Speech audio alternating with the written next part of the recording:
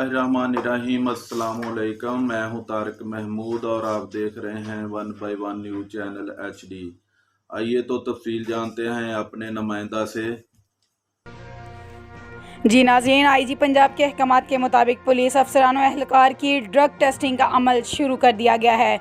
सबसे पहले सीनियर अफसरान, SDPOs, SHOs के टेस्ट किए जाएंगे। अफसरान और एहलकारों की ड्रग टेस्टिंग इंटरनेशनल प्रोटोकॉल के मुताबिक की जा रही है। Drug testing police lines, headquarter, अस्पताल और डिविजनल SPs की दफातर में की जाएगी। अपडेट किया जा रहा है आपको। IG पंजाब के अहकामात के मुताबिक पुलिस अफसरान और एहलकार को ड्रग टेस्टिंग का अमल शुरू कर दिया। सबसे पहले सीनियर अफसरान का टेस्ट लिया जाएगा।